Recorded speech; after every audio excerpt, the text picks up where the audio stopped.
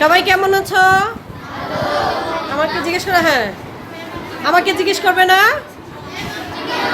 আমিও আলহামদুলিল্লাহ ভালো আছি। আজকে আমরা নতুন একটা জিনিস করতে যাচ্ছি। তোমরা কি দেখতে চাও কি করতে যাচ্ছি?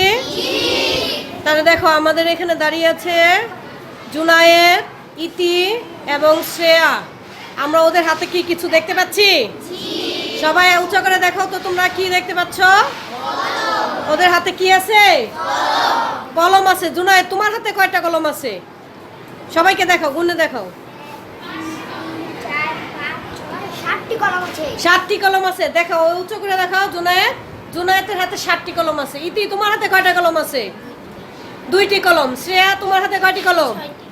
6টি কলম। এখন আমি হানিকে ডাক দিব। হানি আসো।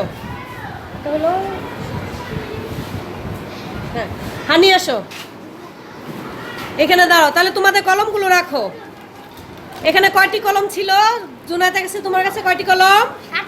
7টি কলম। ইতির কাছে কয়টি কলম? আর শ্রেয়ার কাছে কয়টি কলম? হানি, তোমার কাজ হবে, এই যে জুনায়েদ 7টি কলম দিয়েছে, ইতি 7টি কলম দিয়ে 2টি কলম দিয়েছে, শ্রেয়া দিয়েছে 6টি কলম। এখন এই কলমগুলো তুমি কি করবা? এই 3 জনের মধ্যে ভাগ করে দিবে। দেখো, এই 3 জনের মধ্যে ভাগ করে দিবে, শাফিকা, সাদিয়া এবং নাদিরার মাঝে। এখন তুমি কিভাবে ভাগ করবে সেটা আমাকে একটু দেখাও। কিভাবে ভাগ করবে? আর তোমরাও দেখো, সবাই দেখো।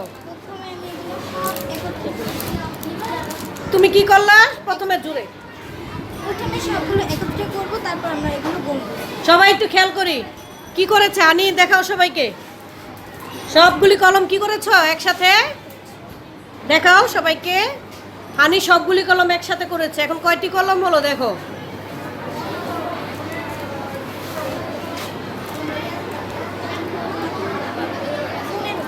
পনেরোটা জুড়ে। তাহলে এই যে জুনায়েদ কয়টি কলম এনেছে? 7টি। ইতি কয়টি কলম এনেছে? এবং শ্রেয়া কয়টি কলম এনেছ? 6টি। তাহলে এই সবগুলি কলম হানি আগে কি করলো? প্রথমে একসাথে করেছে। কি করেছে?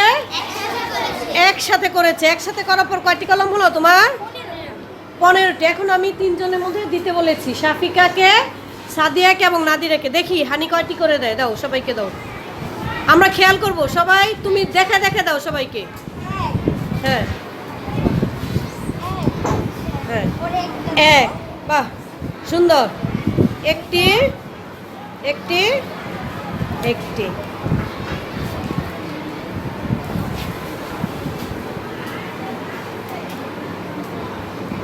আমরা কি করছে হানি? সবাইকে আগে একটি করে দিচ্ছে। তোমরা কয়টি করে কলম পেয়েছো দেখাও, সবাইকে দেখাও। কয়টি করে? আবার জোরে বলো, কয়টি করে কলম পেয়েছো? 5টি করে। সবাই কি সমান পেয়েছো? কারো কাছে কম বেশি হয়নি তো? না। তাহলে আমরা একটু দেখবো সবাই। আগে আমাদের যে বিভিন্ন সংখ্যার যে কলমগুলো ছিল, কলমগুলো আগে কি করেছে হানি? সবগুলো কি করেছে বলো? একসাথে করেছে। কলমগুলো কি করেছে?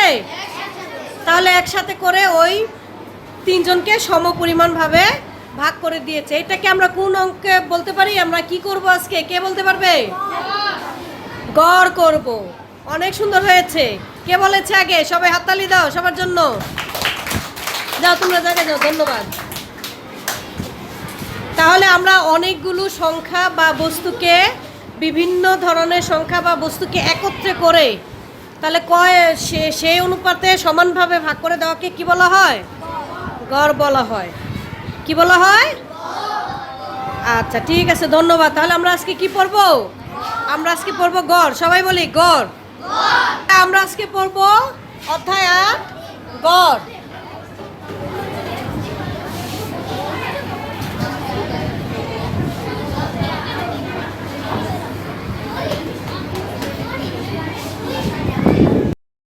আমাদের যেমন ফল মেলা হয়েছিল না কয়দিন আগে স্কুলে, এরকম ফল মেলায় তো তোমরা সবাই বিভিন্ন ধরনের ফল এনেছিলে, তাই না? এখন দেখো বোর্ডে এরকম, মনে করো ফল মেলায় রনি এনেছে কয়টি আম? জনি এনেছে কয়টি আম? মনি এনেছে কয়টি আম? তাহলে এই সবগুলি আম এই 3 জনের মধ্যে ভাগ করে দিব। ওরা গাপুস গুপুস করে খাবে। তাহলে কয়টা করে আম ভাগ করে দিব কে বলতে পারবে? তিনটা কিভাবে হবে আমাকে বুঝি বলতে হবে। আচ্ছা মিথিলা বলো, দাঁড়াও। সবগুলো আম একসাথে মিলাতে হবে, তারপর সবাইকে একটা একটা করে দিয়ে তারপর করে দিতে হবে। একজন তিনটি করে পাবে। আচ্ছা মিথিলা বলেছে আগে সবগুলো আম একটি ঝুড়িতে রাখতে হবে, রাখার পর কয়টি হয় সেটা আগে আমরা গুনবো, গুনার পর তাহলে এই তিনজনের মধ্যে ভাগ করে দিব, তিনজনের মধ্যে। তখন ও বলছে তিনটি করে, তা আমরা হিসেব করি। ধন্যবাদ মিথিলা, বসো। আমরা দেখি এখানে কয়টি আম, চারটি আম। আমরা লিখলাম 4। তারপর কয়টি আম দিয়েছে? জনি দিয়েছে 2টি আম। মনি দিয়েছে কয়টি আম? মোট কয়টি আম হলো? 9টি আম। তাহলে আমরা তিনজনের মধ্যে ভাগ করে দিব। কয়জনের মধ্যে দিব? ভাগ 3।